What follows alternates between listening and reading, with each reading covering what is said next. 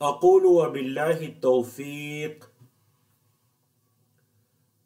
الحمد للہ الالہ الاحد المعبود بالحق الصمد الذي شهد لنفسه بالتوحيد وجعله حقه على العبيد وأشهد أن لا إله إلا الله وحده لا شريك له في ملكه وأمره ولا ند له في عبادته وذكره الذي لا سمي له في أسمائه ولا مثل له في صفاته وأشهد أن محمدًا عبده ورسوله الذي أرسله الله بالهدى ودين الحق ليظهره على الدين كله الباب الحادی والثلاثون، یہ 31واں باب ہے جس کا عنوان ہے باب قول اللہ تعالی۔ یہ اللہ تعالیٰ کے اس فرمان کے بارے میں باب ہے وَمِنَ النَّاسِ مَن يَتَّخِذُ مِن دُونِ اللَّهِ أَندَادًا يُحِبُّونَهُمْ كَحُبِّ اللَّهِ۔ من یہاں پر بعض کے معنی میں ہے، وَمِنَ النَّاسِ اور لوگوں میں سے بعض کیا کرتے ہیں، مَن يَتَّخِذُ جو بناتے ہیں، من دون اللہ اللہ کے علاوہ، اندادا شریک، اللہ کے علاوہ دوسروں کو شریک بناتے ہیں۔ اچھا، نہ صرف شریک بناتے ہیں بلکہ اس سے اگلی ان کی غلطی کیا ہوتی ہے، یحبونہم کحب اللہ، ان شرکاء سے ویسی محبت کرتے ہیں جیسی محبت اللہ سے کرنی چاہیے۔ لوگوں میں سے بعض اللہ کے شریک بناتے ہیں اور ان سے ویسی محبت کرتے ہیں جیسی محبت اللہ سے کرنی چاہیے۔ آپ نے دیکھا آج کا جو باب ہے کتنا خوبصورت ہے، اور یہ اللہ کی محبت کے بارے میں ہے، اور اس سے جو اگلا باب ہے، باب نمبر 32 جو آج ہم پڑھیں گے، وہ اللہ کے خوف کے بارے میں ہے۔ یہ دو چیزیں بہت ضروری ہیں، آپ کے دل میں اللہ کی محبت اور اللہ کا خوف، یہ دونوں ایمان کی اصل ہے۔ محبت انسان کو اطاعت کے کام کرنے پر ابھارتی ہے، اور خوف انسان کو معصیت اور برائی کے کاموں سے بچاتا ہے۔ اللہ کا ڈر، اللہ کا خوف، اللہ اکبر۔ اللہ کی محبت بہت عظیم خزانہ، جس کو اللہ کی محبت مل گئی گویا کہ اسے اپنی عبادت کا مزہ آ گیا، اس نے عبادت کی لذت کو چکھ لیا، ایمان کی لذت کو چکھ لیا، جیسے آگے حدیث آ رہی ہے۔ مصنف رحمہ اللہ نے اس باب میں 2 آیات اور 4 حدیث کو ذکر کیا، اور اس باب میں کل 11 مسائل ہیں، مطلب ان 6 دلائل سے، 2 آیات اور 4 حدیث، 6 دلائل سے مصنف رحمہ اللہ نے کل 11 فوائد اور مسائل کو اخذ کیا ہے۔ اور مصنف رحمہ اللہ کا طریقہ کار آپ کے علم میں ہے کہ وہ پہلے قرآن و سنت کے دلائل ذکر کرتے ہیں، اور پھر بتاتے ہیں کہ ان دلائل سے یہ والے مسائل ثابت ہو رہے ہیں، یہ والے فوائد حاصل ہو رہے ہیں۔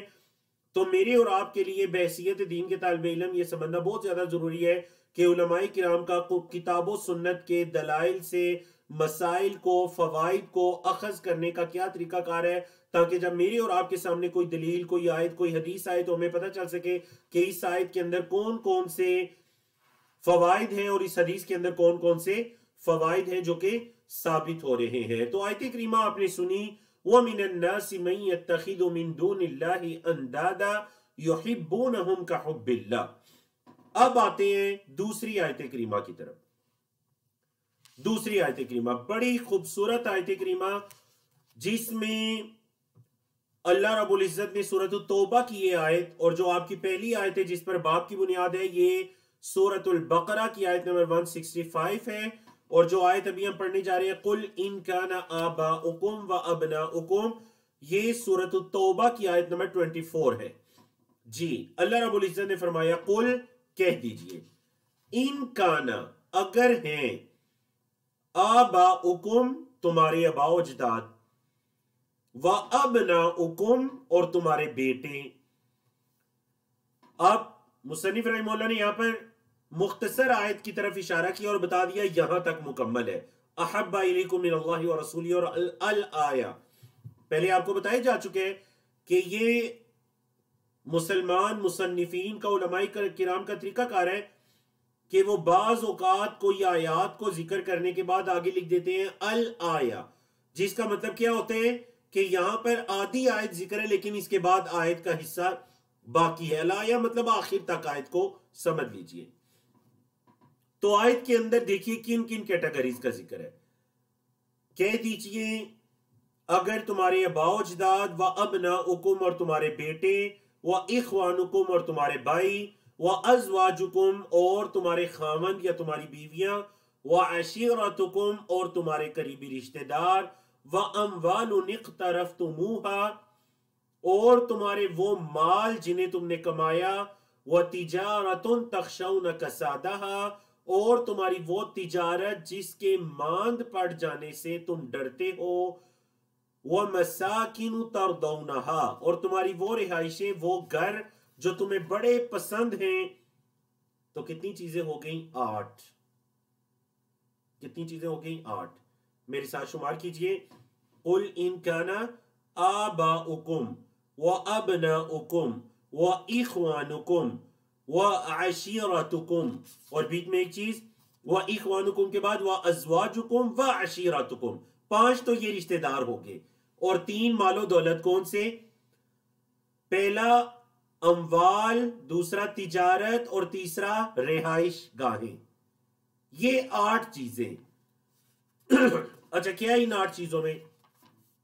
یہ 8 چیزیں اگر احب الیکم تمہارے ہاں زیادہ محبوب ہیں من اللہ و رسولہ اللہ اور اس کے رسول کے مقابلے میں، وَجِهَادٍ فِي سَبِيلِهِ اور اللہ کی راہ میں جہاد کے مقابلے میں، اگر یہ 8 چیزیں تمہیں زیادہ پسند ہیں تو کیا کرو؟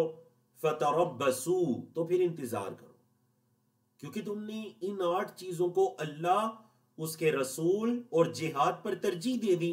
اگر ایسی چیز ہے تو تم انتظار کرو. تربصوا کتنا؟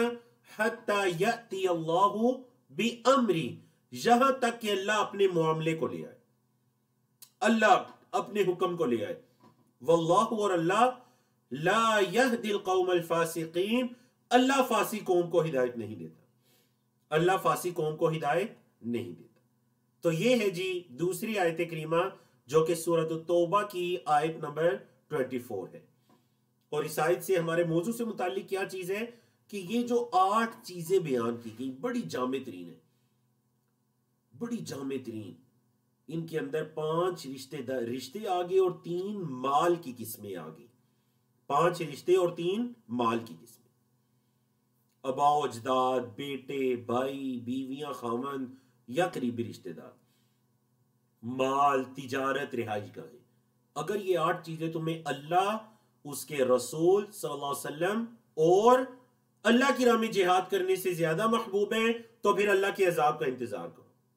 کیونکہ ایمان کا تقاضا تو یہ تھا کہ ان 8 کی محبت میں کوئی حرج نہیں، لیکن وہ اللہ اور اس کے رسول کی محبت سے کم ہونی چاہیے. تم نے کیا کیا؟ تم نے اپنے دلوں میں ان 8 چیزوں کی محبت کو اللہ اور اس کے رسول کی محبت سے بھی زیادہ کر دیا. شریعت کے اندر یہ قابل قبول نہیں. شریعت کے اندر یہ قابل قبول نہیں. کیوں؟ کیونکہ اگلی حدیث سنیے. عن انس، صحیح بخاری اور صحیح مسلم کی روایت ہے، حضرت انس اس کے راوی ہیں، ان رسول اللہ صلی اللہ علیہ وسلم قال اللہ کے رسول صلی اللہ علیہ وسلم نے فرمایا لا یؤمن احدکم تم میں سے کوئی ایک مومن نہیں ہو سکتا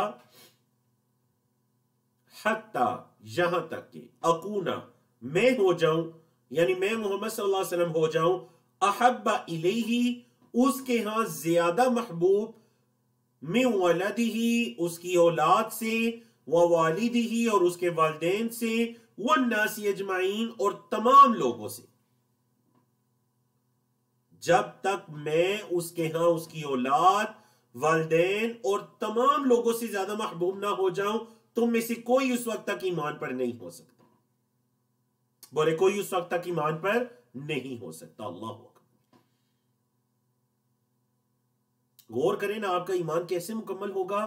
آپ کا ایمان مکمل ہوگا جب آپ کے دل میں اللہ کے رسول صلی اللہ علیہ وسلم کی محبت، آپ کی اولاد، آپ کے والدین اور تمام لوگوں کی محبت سے بڑھ کر کیوں نہ ہو جائے. اور اسی ضمن میں وہ حدیث ہے نا حضرت عمر بن خطاب رضی اللہ تعالیٰ عنہ کی کہ ایک مرتبہ سفر میں تھے اور نبی کریم صلی اللہ علیہ وسلم نے حضرت عمر کا ہاتھ تھاما ہوا تھا. تو حضرت عمر کے دل میں محبت جاگی, کہنے لگے اللہ کے رسول صلی اللہ علیہ وسلم آپ مجھے دنیا کی تمام چیزوں سے زیادہ محبوب ہیں سوائے میری جان کے. انت حب الی من کل شیء الا من نفسی. نبی کریم صلی اللہ علیہ وسلم نے فرمایا لا یا عمر, نہیں عمر, بات نہیں بنی. بات تب بنے گی حتی اکون حب الیک من نفسک, یہاں تک کہ میں تمہیں تمہاری جان سے بھی زیادہ محبوب ہو جاؤں. یہ حضرت عمر تھے رضی اللہ تعالیٰ عنہ فوراً کہنے لگے اے اللہ کے رسول اگر بات یہ ہے تو اذن تب آپ مجھے میری جان سے بھی زیادہ محبوب ہیں. اذن تب لأنت احب الی من نفسی.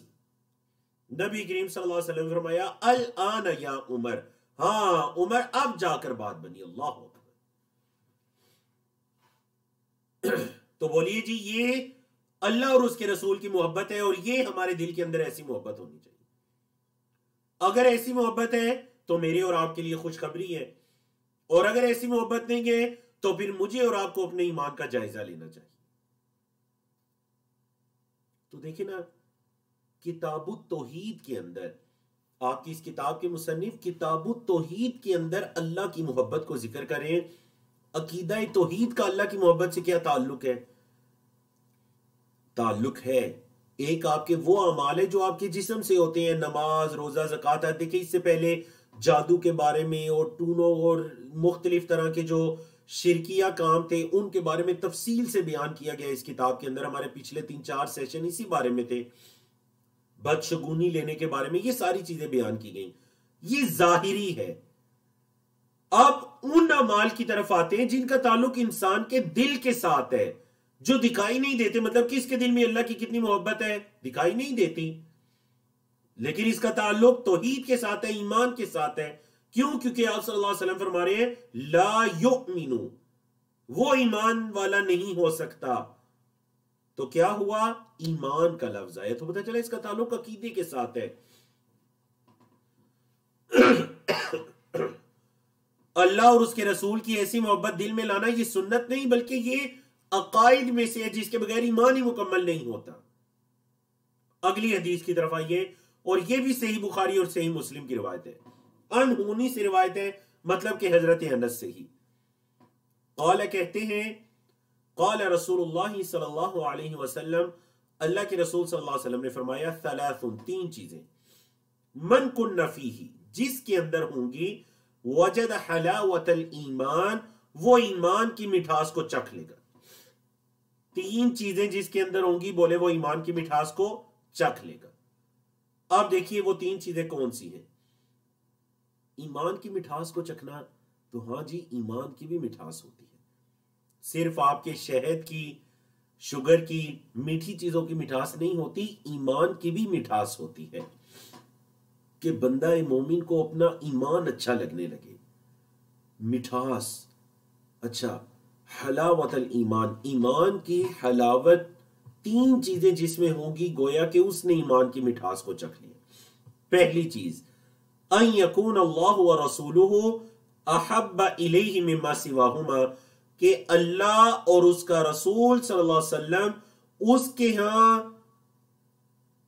تمام چیزوں سے زیادہ محبوب ہے, ان کے علاوہ باقی تمام چیزوں سے زیادہ محبوب ہے. یہ پہلا عمل ہے. نمبر 2 وَأَن يُحِبَّ الْمَرْءَ لَا يُحِبُّهُ إِلَّا لِلَّهِ, کہ وہ کسی بندے سے محبت کرے, وہ محبت صرف اور صرف اللہ کے لیے ہونی چاہیے. کسی نیک بندے سے محبت کرتا ہے, وہ محبت اللہ کے لیے ہونی چاہیے. اس کے اندر شہوات نہ ہو, اللہ کے لیے محبت ہو, تو گویا کہ اس نے ایمان کی مٹھاس کو چکھ لیا. جس نے اپنے مسلمان بھائی سے اللہ کے لیے محبت کی, کوئی دنیاوی لالچ نہیں, کوئی غرض نہیں, کوئی فائدہ نہیں. نمبر 3 وَأَن يَكْرَهَ, اور وہ ناپسند کرے کس چیز کو, ان يعود فی الکفر, کہ وہ کفر کے اندر واپس لوٹے، بعد اذ انقذہ اللہ من، بعد اس کے کہ اللہ نے اسے اس سے بچا لیا کفر سے، کما یکرہ، جیسے کہ وہ یہ نہ پسند کرتے ہیں، یقذف فی النار، کہ اسے آگ میں پھینکا جائے. کوئی بندہ بھی یہ نہیں چاہتا، یہ پسند نہیں کرتا کہ اسے آگ میں پھینکا جائے. تو بالکل جیسے کوئی انسان یہ ناپسند کرتا ہے کہ اسے آگ میں پھینکا جائے، بالکل وہ یہ ناپسند کرے کہ وہ ایمان کے بعد کفر کی طرف واپس پلٹے گا. گویا کہ اس بندے نے ایمان کی مٹھاس کو، ایمان کی حلاوت کو، ایمان کے ذائقے کو چکھ لیا. ہاں جی، تو کیا اسلام کی ہمارے دلوں میں اتنی جگہ ہے کہ ہم کفر کی طرف واپس جانے کو ایسے ناپسند کریں جیسے آگ میں پھینکے جانے کو ہم ناپسند کرتے ہیں؟ کوئی بندہ نہیں چاہتا کہ اسے آگ میں پھینک دیا جائے. تو بالکل اسی طرح یہ بھی نہ انسان چاہے کہ وہ اسلام کے بعد کفر کی طرف واپس پلٹے.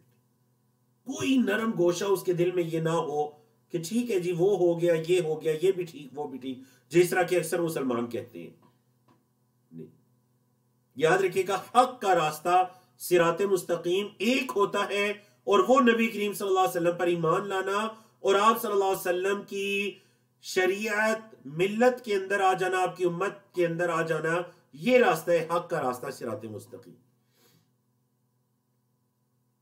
اور ایک روایت کے اندر کیا الفاظ ہیں؟ لا یجد احد حلاوت الایمان، کوئی بندہ اس وقت تک ایمان کی مٹھاس کو پا ہی نہیں سکتا جب تک کہ یہ تین چیزیں اس میں نہ ہوں. کتنی پیاری حدیث ہے، دیکھیں، اللہ اور اس کے رسول صلی اللہ علیہ وسلم سب سے زیادہ محبوب ہوں.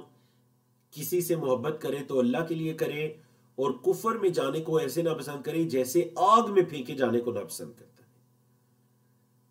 اگلی حدیث، وعن ابن عباس، حضرت عبداللہ بن عباس رضی اللہ تعالیٰ عنہما کی روایت ہے، قال، کہتے ہیں، من احب فی اللہ، جس نے اللہ کے لیے محبت کی، وَأَبْغَضَ فِي اللَّهِ، اور اللہ کے لیے بغض رکھا.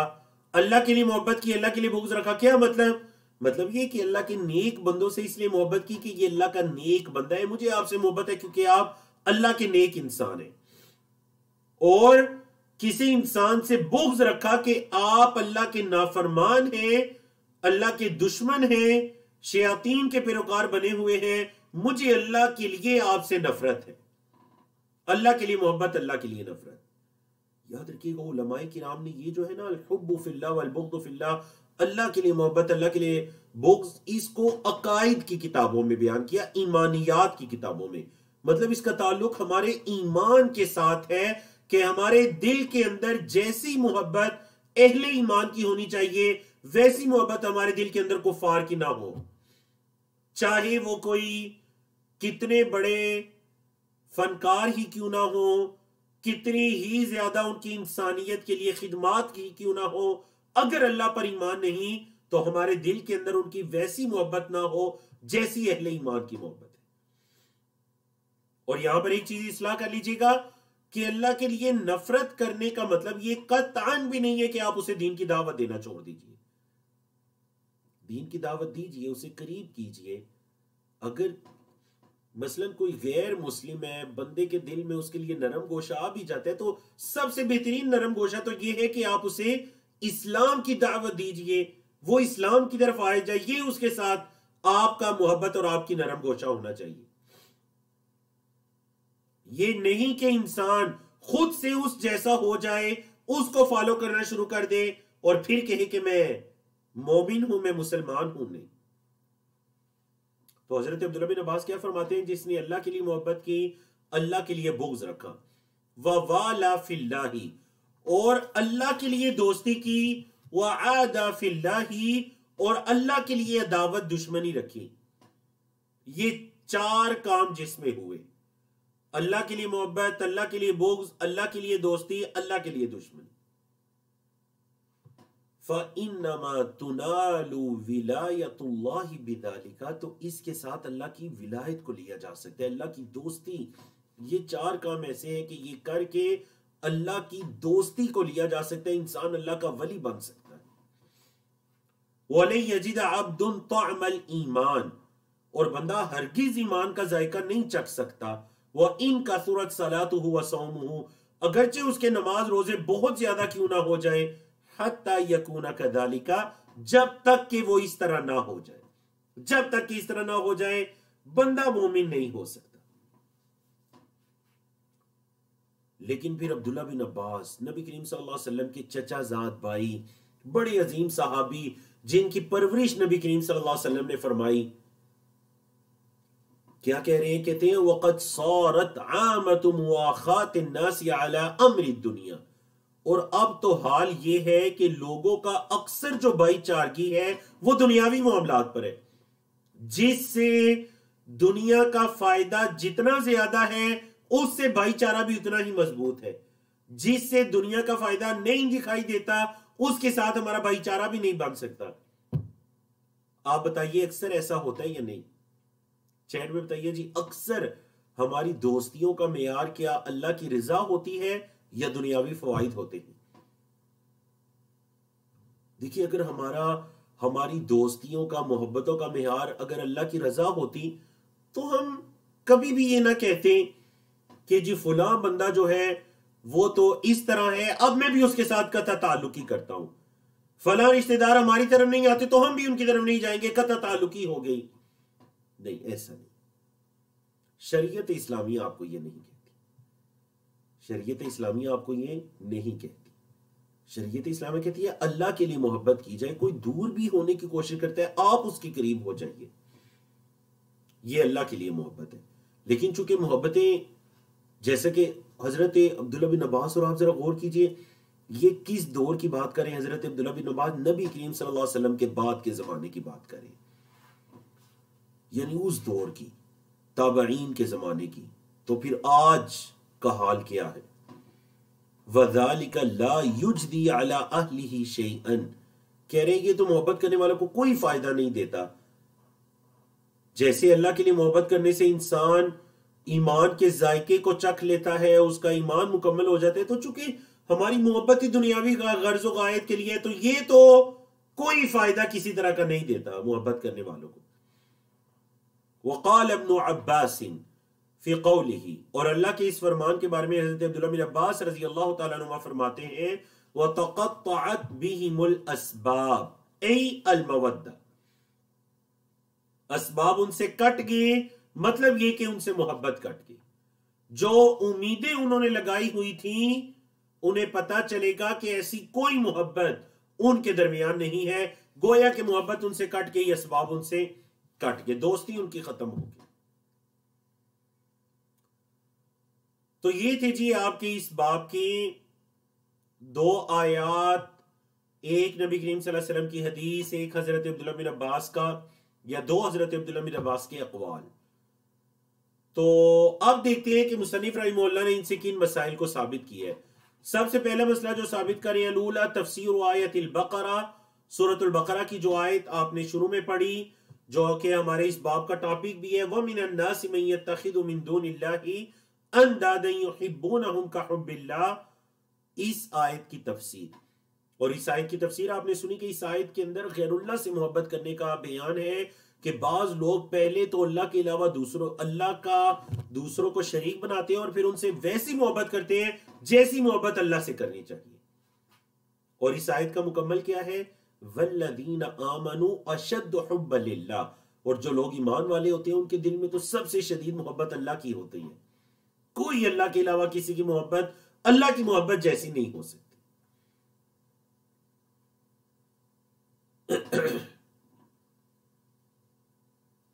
دوسرے مسئلے کی طرف آتے ہیں. الثانیہ, دوسرا مسئلہ کیا ہے جی؟ تفسیر آیت براءہ, سورت براءہ یا سورت توبہ. آپ کے علم میں نا سورت توبہ کا دوسرا نام کیا ہے؟ سورت براءہ. سورت توبہ نام کیونکہ اس کے اندر توبہ کے قبول ہونے کا واقعہ 3 صحابہ کا, اور سورت براءہ نام کیونکہ اس کی ابتدا براءہ کے لفظ سے ہوتی ہے, ایک برات سے ہوتی ہے. تو سورت توبہ کی آیت نمبر 24 جو ہم نے پڑھا اس کی تفسیر جو کہ آپ کے سامنے 8 کیٹیگریز کو بیان کیا گیا, 5 رشتے اور 3 انسان کے مال.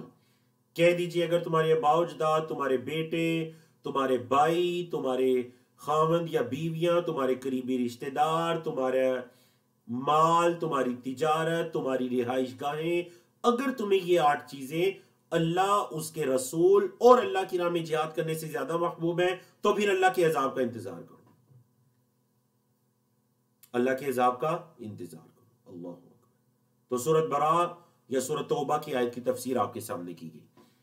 الثالثہ، تیسرا مسئلہ، وجوب محبتہ صلی اللہ علیہ وسلم علی النفس والاہل والمال۔ حضرت انس کی جو حدیث ہے پہلی والی، اس سے یہ پتا چل رہا ہے کہ آپ صلی اللہ علیہ وسلم کی محبت واجب ہے۔ کتنی محبت؟ نفس کی محبت سے زیادہ، اہل و عیال کی محبت سے زیادہ، مال کی محبت سے زیادہ آپ صلی اللہ علیہ وسلم کی محبت ہمارے دلوں میں ہونی چاہیے۔ دیکھیے شریعت اسلامیہ میں اللہ اور اس کے رسول کی محبت کیوں اس قدر مطلوب ہے؟ وجہ کیا ہے؟ وجہ یہ ہے کہ اصل میں محبت عبادت کی اساس ہے، محبت عبادت کی اساس ہے۔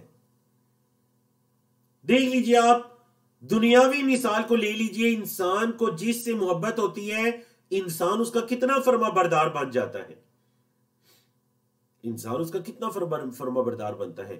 عربی زبان کا ایک شاعر بھی کہتے ہیں کہ تعصر رسول وانت تظہر حبہ، ایک طرف تو اللہ کے رسول صلی اللہ علیہ وسلم کی نافرمانی کرتا ہے اور دوسری طرف آپ صلی اللہ علیہ وسلم کی محبت کے دعوے کرتا ہے۔ هذا لعمری فی الزمان لا ابدی، کتنا عجیب تو کام کرتا ہے، تو کہتے ہیں میں محمد صلی اللہ علیہ وسلم سے محبت کرتا ہوں اور دوسری طرف مخالفت بھی کرتا ہے۔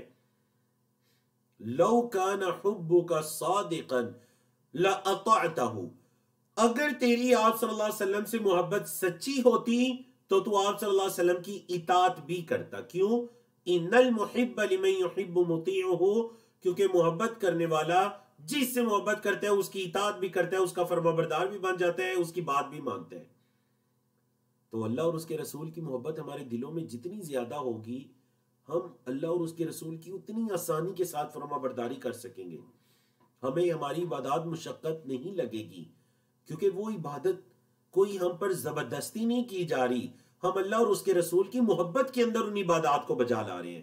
یہ مقصد ہے شریعت اسلامیہ میں، اللہ اور اس کے رسول کی محبت کا اس درجے کا پایا جائے۔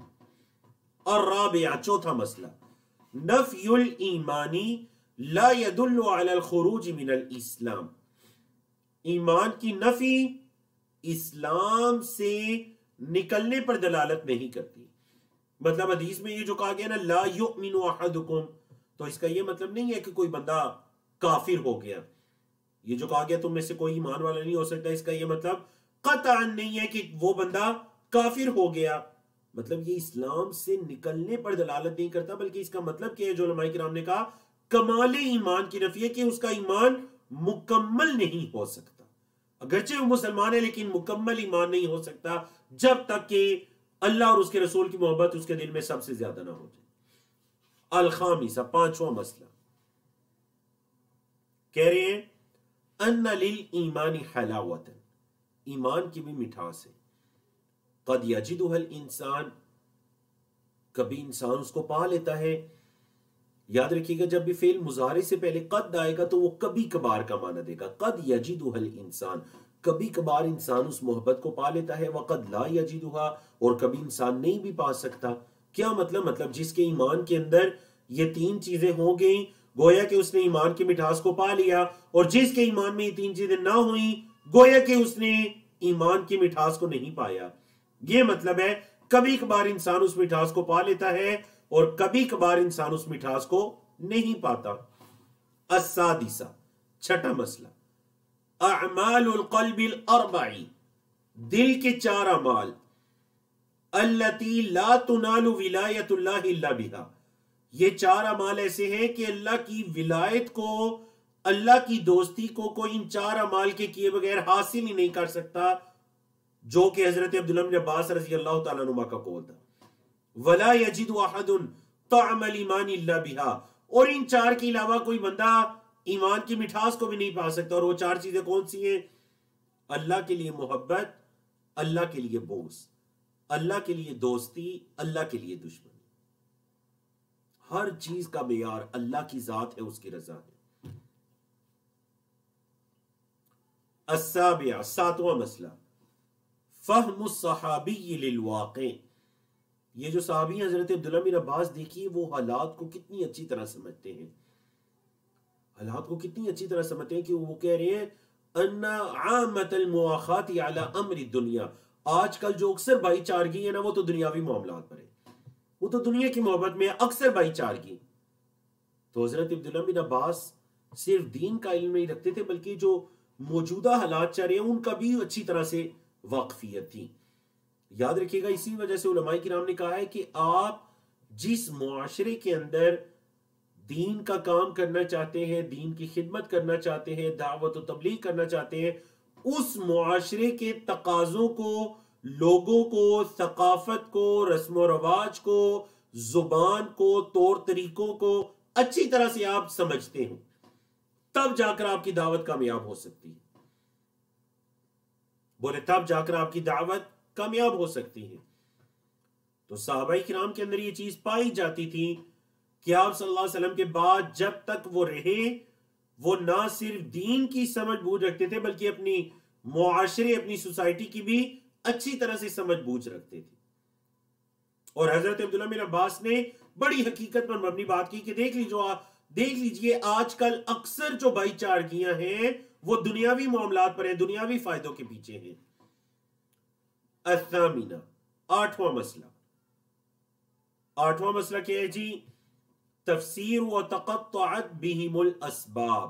یہ جو آیت کریمہ ہے تقطعت بہم الاسباب، اسباب سے مراد کیا ہے؟ المودہ، دوستی ان سے ختم ہو جائے گی. دنیا میں وہ جن کو اپنا دوست سمجھا کرتے تھے آخرت کے دن یہ سب ایک دوسرے سے گم ہو جائیں گے. التاسع، نواں مسئلہ، ان من المشرکین، مشرکین میں سے بعض ایسے بھی تھے من یحب اللہ حبا شدیدا، جو اللہ سے بڑی شدید محبت کرتے تھے. بولے جو اللہ سے بڑی شدید محبت کرتے تھے، مشرکین میں سے بعض ایسے بھی تھے. کہاں سے پتہ چلا؟ وَمِنَ النَّاسِ مَن يَتَّخِذُ مِن دُونِ اللَّهِ أَندَادًا يُحِبُّونَهُمْ كَحُبِّ اللَّهِ. لوگوں میں سے بعض ایسے ہیں جو اللہ کے علاوہ شرکا بناتے ہیں دوسروں کو اور پھر ان سے ویسی محبت کرتے ہیں جیسی کہ ان کے دلوں میں اللہ کی محبت ہونی چاہیے. تو بعض مشرکین اللہ سے بھی محبت کرتے تھے، اور یہ پہلے ہماری اس کتاب کے شروع میں یہ موضوع بڑی تفصیل کے ساتھ گزر چکے ہیں کہ مشرکین مکہ یہ مانا کرتے تھے ہمیں پیدا کرنے والا رب ہے، اس کائنات کے نظام کو چلانے والا اللہ ہے، وہ رب العالمین ہے. لیکن جب عبادت کی باری آتی تو وہ عبادت کو ایک اللہ کے لیے خالص نہ کرتے. تو مشرکین میں سے بعض اللہ سے محبت کرتے تھے، لیکن کیا ان کی اس محبت نے انہیں کوئی فائدہ دیا؟ نہیں، کیونکہ وہ ایمان نہیں لائے. العاشرہ، 10واں مسئلہ، الوعید علی من کان الثمانیۃ احب الیہ منہ دینا. اس کے لیے وعید جس کے ہاں یہ 8 چیزیں زیادہ محبوب ہو گئیں اس کے دین کے مقابلے میں، اللہ اور اس کے رسول اور جہاد کے مقابلے میں جس کے ہاں یہ 8 چیزیں زیادہ محبوب ہو گئیں اس کے لیے وعید. اور کیا وعید ہے؟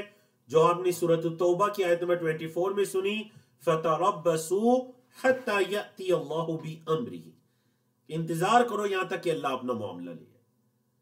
الحادیۃ عشر، 11واں مسئلہ، ان من اتخذ ندا، جس نے کسی کو معبود بنایا، جس نے کسی کو شریک بنایا، تساوی محبتہ محبت اللہ، کہ اس کی محبت اللہ کی محبت کے برابر ہو گئی، فہو الشرک الاکبر، تو یہی شرک اکبر ہے. جس نے کسی کو ایسا شریک بنایا کہ اس شریک کی محبت اللہ کی محبت کے برابر ہوگی، تساوی مساوات سے ہے نا، برابری سے، تو یہی تو شرک اکبر ہے کہ انسان کے دل میں کسی اور کی محبت اللہ کی محبت کے برابر ہو جانا. یعنی یہاں زیادہ کی بات بھی نہیں ہو رہی، برابر بھی. اگر کسی بھی دنیاوی مال کی، کسی معبود کی، شریک کی، کسی شخصیت کی، کسی انسان کی محبت اس کے دل میں اللہ کی محبت کے اگر برابر بھی ہو جاتی ہے تو یہ شرک اکبر ہے. کیوں؟ کیونکہ جیسے انسان کے دل میں اللہ کی محبت ہونی چاہیے ویسی کسی کی محبت نہیں ہونی چاہیے.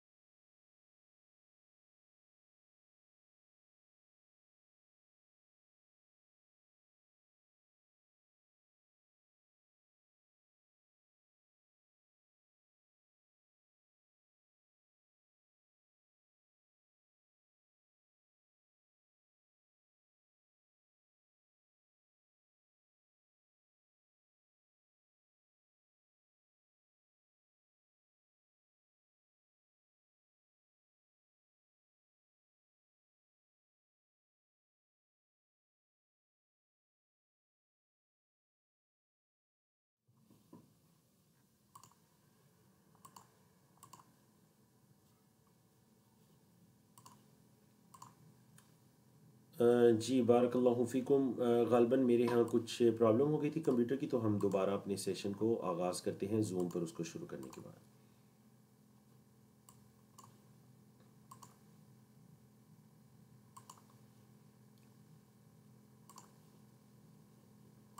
جی السلام علیکم ورحمۃ اللہ وبرکاتہ. بارک اللہ فیکم. غالباً میرے ہاں لیپ ٹاپ میں کچھ پرابلم ہو گئی تھی جس کی وجہ سے میں میٹنگ میں آؤٹ ہو گیا، تو الحمدللہ امید ہے کہ میری آواز اور ویڈیو وغیرہ بالکل کلیئر ہوگی انشاءاللہ. چلیے جی، بہت شکریہ آپ سب کا، جزاکم اللہ خیراً. تو دوبارہ ہم شروع کرتے ہیں. ہم الحمدللہ کہ ہم نے اپنا یہ باب مکمل کیا. الحادی عشر 11واں مسئلہ الحمدللہ ہم نے مکمل کیا کہ جس نے کسی کو معبود بنایا یا پھر اپنے دل میں کسی کی ایسی محبت لے کر آیا جیسی اللہ کی محبت ہونی چاہیے، تو یہی تو شرک اکبر ہے. فَهُوَ الشِّرْكُ الْأَكْبَرُ. کیونکہ یہی جو آیت کریمہ ہے سورۃ البقرہ کی، آپ کے باب کا عنوان بھی ہے وَمِنَ النَّاسِ مَن يَتَّخِذُ مِن دُونِ اللَّهِ أَندَادًا يُحِبُّونَهُمْ كَحُبِّ اللَّهِ. اسی آیت کے آگے کیا ہے وَالَّذِينَ آمَنُوا أَشَدُّ حُبًّا لِلَّهِ. جو ایمان والے ہیں ان کے دل میں سب سے زیادہ اللہ کی محبت ہوتی ہے. تو یہ مطلوب ہے کہ ہمارے دل میں سب سے زیادہ کس کی محبت ہونی چاہیے جی؟ اللہ کی محبت ہونی چاہیے. بارک اللہ فیکم. تو الحمدللہ اللہ کی توفیق سے ہم نے اپنا 31واں باب مکمل کیا. تو چلیے اب چلتے ہیں جی اپنے 32ویں باب کی طرف، جو کہ ہے خوف کے بارے میں. مطلب آج کے دونوں باب بالکل ایک دوسرے سے ملتے جلتے ہیں، اگرچہ دوسرا باب جو ہے یہ پہلے باب سے زیادہ مختصر ہے، اور اس کا عنوان ہے انما ذالکم الشیطان یخوف اولیاءہ فلا تخافوہم وخافونی ان کنتم مؤمنین. اور یہ آیت کریمہ ہے سورت آپ کی جو آل عمران ہے، سورت آل عمران کی آیت نمبر 175. سورت آل عمران کی آیت نمبر 175 ہے، اور یہی باب کا عنوان ہے. اور آپ کے علم ہے کہ ہماری اس کتاب کے مصنف جو ہے ان کا یہ طریقہ کار ہے کہ وہ ابواب کو قائم کرتے ہوئے امام بخاری رحمہ اللہ کے طریقہ کار پر چلتے ہوئے اکثر اوقات کیا کرتے ہیں جی؟ وہ آیات اور احادیث کے ساتھ ہی عنوان قائم کر دیتے ہیں. اور امام بخاری رحمہ اللہ اپنی کتاب صحیح بخاری کے اندر اکثر باب قول اللہ، اللہ تعالیٰ کے اس فرمان کا باب. تو مطلب کتنا اچھا طریقہ کار ہے کہ آپ کوئی عنوان قائم کریں اور اس میں اپنے الفاظ کی بجائے کوئی آیت یا کوئی حدیث لکھ دیجیے. ٹھیک ہے جی. تو بہت سے ایسے ابواب ہیں آپ کی اس کتاب کتاب التوحید کے اندر جن کا عنوان آپ کو آیات یا حدیث کے ٹکڑے دکھائی دیں گے. مصنف رحمہ اللہ نے اس باب میں 3 آیات اور 2 احادیث، مطلب کچھ 5 دلائل کو ذکر کیا ہے، اور 8 مسائل اس باب کے اندر ذکر کیے گئے ہیں۔ تو چلیں جی آتے ہیں ان آیات اور ان حدیث کی طرف۔ سب سے پہلی آیت کریمہ جو کہ اس باب کا عنوان ہے، سورۃ آل عمران کی آیت نمبر 175۔ اللہ رب العزت نے فرمایا انما ذالکم الشیطان یخوف اولیاءہ، بے شک یہ وہی شیطان ہے، یخوف جو ڈراتا ہے، اولیاءہ اپنے دوستوں کے ذریعے، یا اپنے دوستوں کو جو اس کی بات ماننے والے ہوتے ہیں، یہ ان کو اور خوف دلاتا ہے، یا پھر اپنے دوستوں کے ذریعے دوسروں کو خوف دلاتا ہے۔ فلا تخافوہم، پس نہ تم ان سے ڈرنا، شیطان کی اولیاء سے نہ ڈرنا، وخافونی، اور مجھ سے ڈرنا، ان کنتم مؤمنین، اگر تم ایمان والے ہو۔ تو ایمان والوں کے دل میں کیا ہوتا ہے؟ ایک اللہ کا خوف ہوتا ہے۔ تو اس باب کی پچھلے باب سے کیا مناسبت ہو گئی؟ پچھلے باب میں بیان ہوا کہ ایمان والوں کے دل میں اللہ کی خالص محبت ہوتی ہے، اور اس محبت جیسی دوسری کسی کی محبت نہیں ہو سکتی۔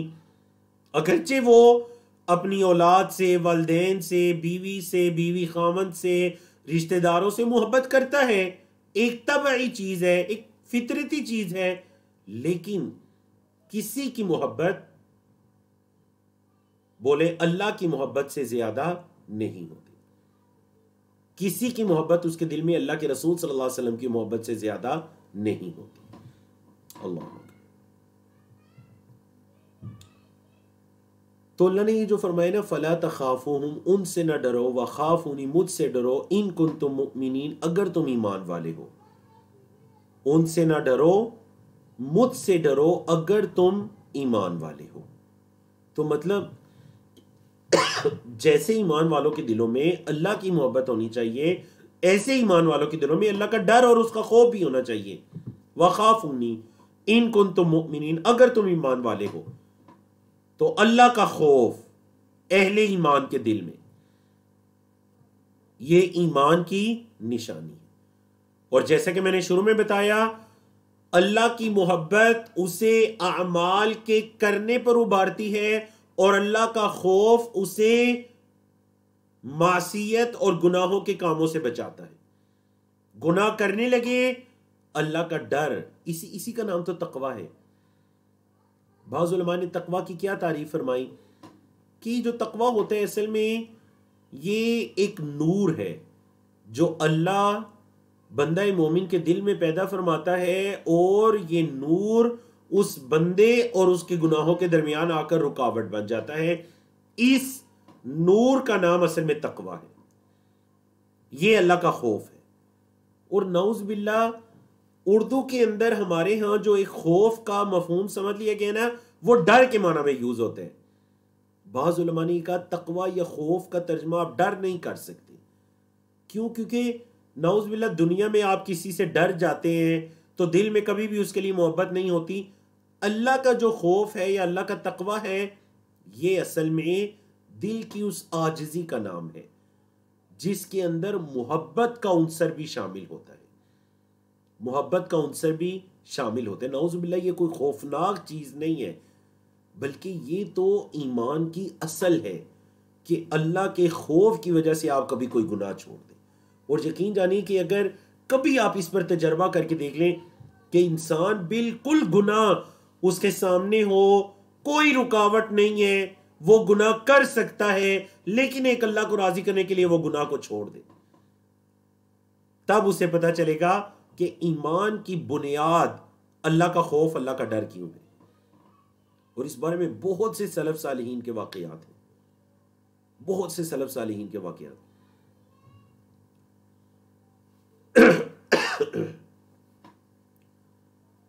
أَلَمْ يَأْنِ لِلَّذِينَ آمَنُوا أَن تَخْشَعَ قُلُوبُهُمْ لِذِكْرِ اللَّهِ۔ بعض لوگوں نے جب بالکل گناہ کا ارادہ کیا، ان کے کانوں کے اندر یہ آیت کریمہ پڑھی کہ أَلَمْ يَأْنِ لِلَّذِينَ آمَنُوا أَن تَخْشَعَ قُلُوبُهُمْ لِذِكْرِ اللَّهِ، کیا ابھی تک وہ وقت نہیں آیا ایمان والوں کے لیے کہ ان کے دل اللہ کے ذکر سے ڈر جاتے؟ بعض صحابہ کرام نے، بعض اللہ کے نیک بندوں نے جب اس آیت کو سنا تو کہنے لگے قد آنا، وہ وقت آ چکا ہے، وہ وقت آ چکا ہے، ہمارے دلوں کے اندر اللہ کا ڈر پیدا ہو چکا ہے۔ تو یہ خوف، اللہ کا خوف بڑی پیاری چیز ہے جو انسان کو گناہوں سے بچاتی ہے۔ دوسری آیت کریمہ جو آپ کے سامنے لکھی گئی ہے وَقَوْلُهُ، اللہ تعالیٰ کا یہ فرمان، انما یعمر مساجد اللہ، اللہ کی مساجد کو آباد کرتے ہیں کون لوگ؟ من آمن باللہ، جو اللہ پر ایمان لائے، والیوم الآخری، اور آخرت کے دن پر، وَأَقَامَ الصَّلَاةَ، اور اس نے نماز کو قائم کیا، وَآتَ الزَّكَاةَ، اور اس نے زکوٰۃ کو دیا، وَلَمْ يَخْشَ إِلَّا اللَّهَ، اور وہ نہ ڈرا سوائے اللہ کے، فَعَسَىٰ أُولَٰئِكَ، تو قریب ہے کہ یہی وہ لوگ ہیں، أَن يَكُونُوا مِنَ الْمُهْتَدِينَ، کہ وہ ہدایت یافتہ میں سے، قریب ہے کہ یہی لوگ ہیں جو ہدایت یافتہ میں سے۔ اور یہ آیتیں سورۃ التوبہ کی آیت نمبر 18، سورۃ التوبہ کی آیت نمبر 18، کہ اللہ کی مساجد کو کون آباد کرتے ہیں؟ جو اللہ پر ایمان رکھتے ہیں، آخرت کے دن پر ایمان رکھتے ہیں، نماز قائم کرتے ہیں، زکوٰۃ دیتے ہیں، اور پانچویں چیز ہے اللہ کے علاوہ کسی سے نہیں ڈرتے۔ اب دیکھیے نا، یہاں پر دو چیزیں ذکر ہوئی ایمانیات میں سے، آمن باللہ والیوم الآخر، ایمان کے 6 ارکان ہیں نا، کون کون سے؟ آمنت باللہ وملائکتہ وکتبہ ورسلہ والیوم الآخر وبالقدر خیرہ وشرہ، ان 6 چیزوں پر ایمان لانا، یہ ایمان کے 6 ارکان ہیں۔ تو ایمان کے 6 ارکان میں سے 2 رکن بیان ہو گئے، جو اللہ اور آخرت کے دن پر ایمان لایا۔ اچھا، اس کے بعد اسلام کے 5 ارکان ہیں، شہادتین، نماز، روزہ، زکوٰۃ، حج، ان 5 ارکان میں سے 2 ارکان بیان ہوئے، وَأَقَامَ الصَّلَاةَ وَآتَ الزَّكَاةَ، اور اس نے نماز قائم کی اور اس نے زکوٰۃ دی۔ تو 2 ایمان کے ارکان بیان ہوئے، 2 اسلام کے ارکان بیان ہوئے، تو ظاہر بات ہے جو چیز ان کے ساتھ بیان ہو رہی ہے وہ بڑی اہمیت کی حامل ہے۔ اور دیکھیں ان 5 ارکان میں سے 2 اور 6 ارکان میں سے 2، ان 4 چیزوں کے ساتھ 5ویں چیز کیا بیان ہو رہی ہے؟ اللہ کا ڈر، اللہ کی خشیت۔ وَلَمْ يَخْشَ إِلَّا اللَّهُ، نہ وہ ڈرا مگر اللہ سے، اس کے دل میں اللہ کا ڈر ہوا۔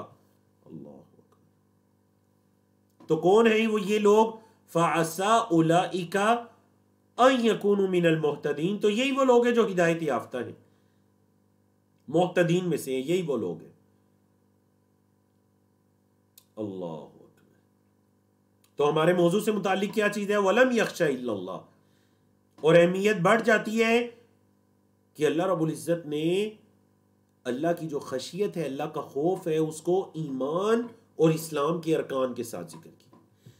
اب آتے ہیں جی اگلی آیت کی طرف، جو کہ آپ کی آیت وَمِنَ النَّاسِ مَن يَقُولُ آمَنَّا، سورۃ العنکبوت کی آیت نمبر 10 ہے، سورۃ العنکبوت کی آیت نمبر 10۔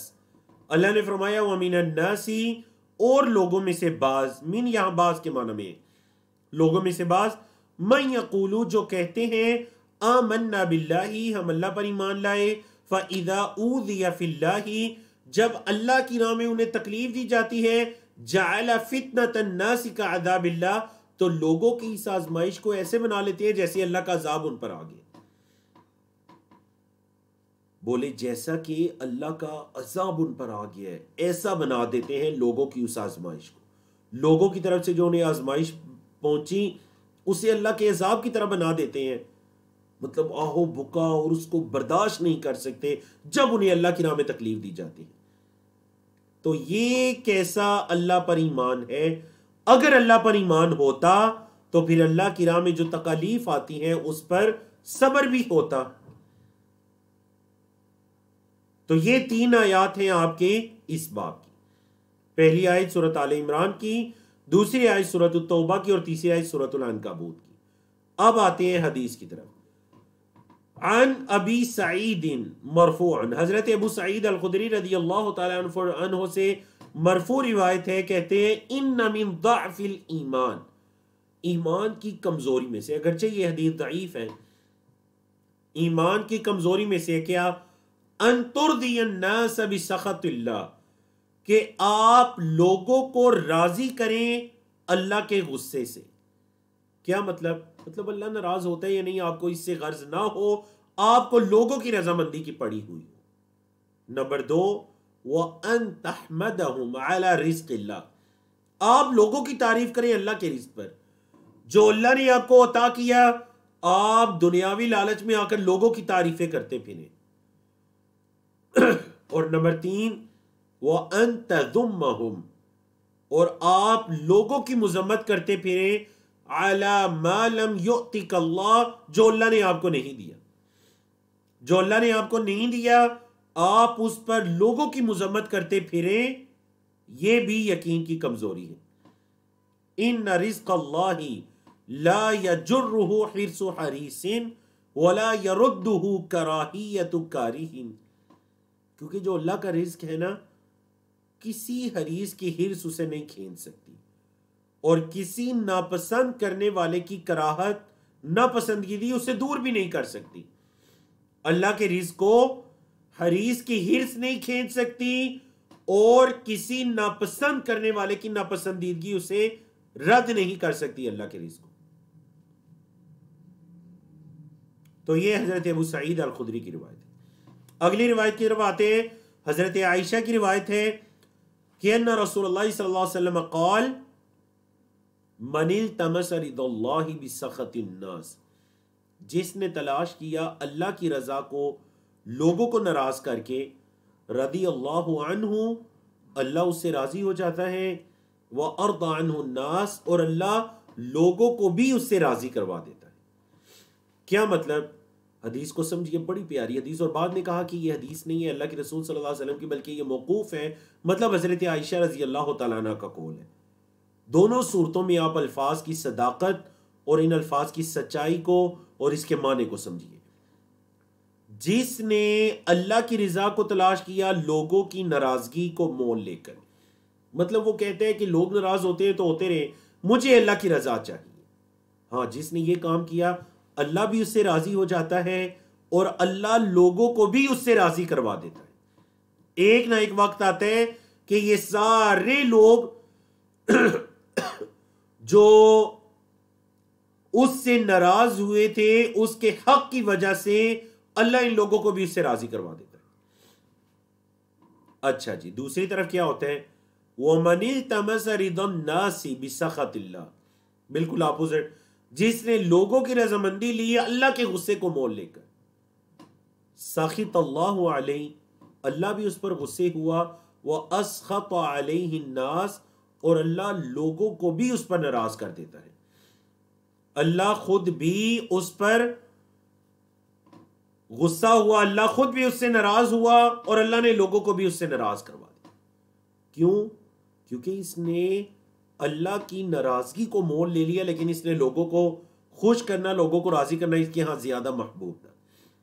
اس حدیث کو امام ابن حبان نے اپنی صحیح ابن حبان کے اندر ذکر کیا ہے۔ تو مصنف رحمہ اللہ نے یہ جو دلائل ذکر کیے، 3 آیات اور 2 احادیث، ان سے کل 8 مسائل کو ثابت کیے۔ سمجھیے جی، کون سے مسائل؟ الاولا، سب سے پہلا مسئلہ، تفسیر آیت آل عمران، سورت آل عمران کی آیت کی تفسیر، جو کہ آپ نے سنی، جو کہ آپ کے اس باب کا عنوان بھی ہے، انما ذالکم الشیطان یخوف اولیاءہ فلا تخافوہم وخافونی ان کنتم مؤمنین۔ الثانیہ، دوسرا مسئلہ، تفسیر آیت براءہ، سورت براءہ یا سورت توبہ کی آیت کی تفسیر۔ الثالثہ، تیسرا مسئلہ، تفسیر آیت العنکبوت، سورت العنکبوت کی آیت کی تفسیر، سورت العنکبوت کی آیت کی تفسیر۔ الرابعہ، چوتھا مسئلہ، تو آپ نے تینوں آیات کی تفسیر اچھی طرح سے دیکھی۔ چوتھا مسئلہ کیا پتہ چلتا ہے جی؟ ان الیقین یضعف و یقوی یا یقوی، یقین بعض اوقات کمزور بھی ہوتا ہے اور یقین بعض اوقات مضبوط بھی ہو جاتا ہے۔ بعض اوقات انسان کا یقین قوی ہو جاتا ہے اور بعض اوقات انسان کا یقین کمزور پڑ جاتا ہے۔ اچھا جی، کیا مطلب انسان کا یقین کمزور ہوتا ہے اور قوی؟ تو یہ جو آپ نے حدیث پڑھی تھی نا، ان من ضعف الیقین، یقین کی کمزوری میں سے ہے۔ تو پتہ چلا اگر یہ یقین کی کمزوری ہے تو پھر اللہ کو راضی کرنا، لوگوں کی پرواہ نہ کرنا، لوگ چاہے ناراض ہو، ہمارا رب ہم سے راضی ہونا چاہیے، یہ یقین کی مضبوطی ہے، قوت ہے۔ تو پتہ چلا یہ یقین کبھی کمزور بھی ہوتا ہے اور کبھی مضبوط بھی ہوتا ہے۔ الخامسہ، پانچواں مسئلہ، علامت ضعفہ، یقین کی کمزوری کی علامت کیا ہے؟ یقین کی کمزوری کی علامت کیا ہے؟ وَمِن ذَلِكَ هَذِهِ الثَّلَاث، اور کمزوری کی یہ تین علامتیں ہیں۔ کون سی تین علامتیں جی؟ جو حضرت ابو سعید الخدری کی حدیث میں ہے۔ نمبر ایک، کہ وہ اللہ کی ناراضگی کو مول لے کر لوگوں کو راضی کرتا پھرتا ہے، اللہ کے دیے ہوئے رزق پر لوگوں کی تعریفیں کرتا پھرتا ہے، اور جو اللہ نے نہیں اس کو دیا اس پر لوگوں کی مذمت کرتا پھرتا ہے۔ یہ تین چیزیں علامت ہے یقین کی کمزوری کی۔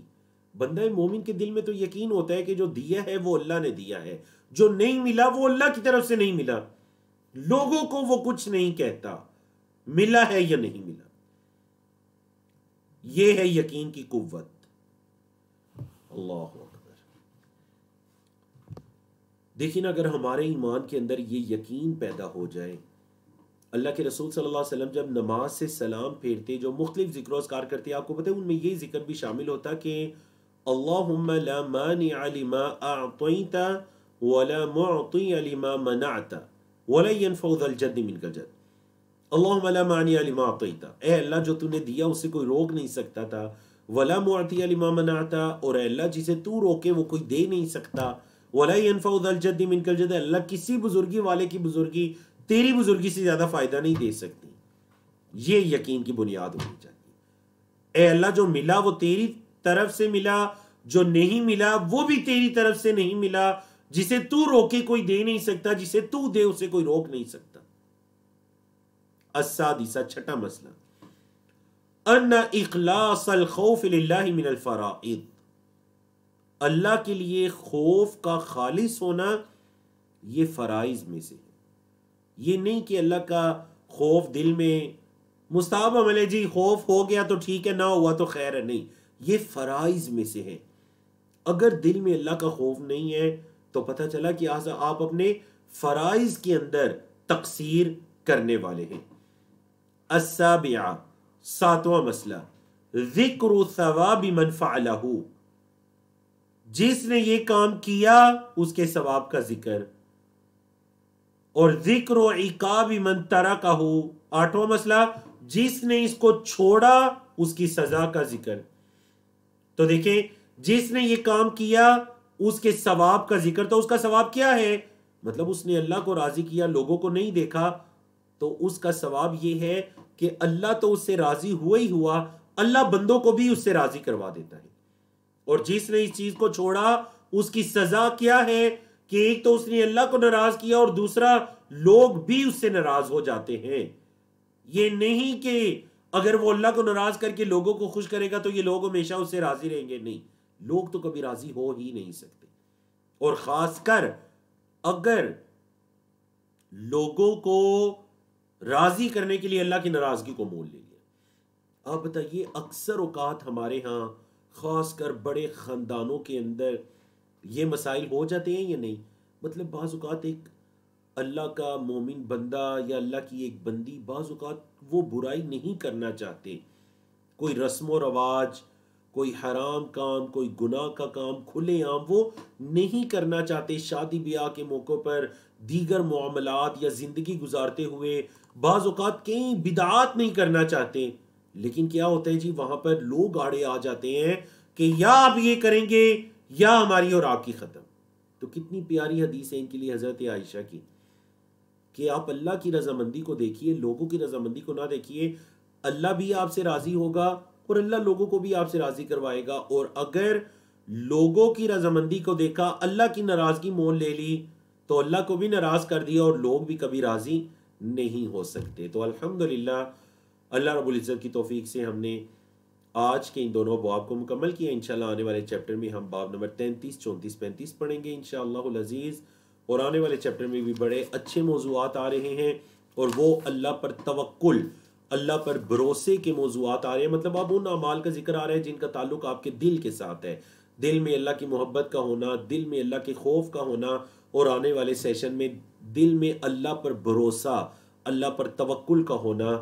اقول قولی ھذا استغفر اللہ لی ولکم ولسائر المسلمین من کل ذنب وصلی اللہ تعالی علی نبینا محمد وعلی آلہ وصحبہ اجمعین۔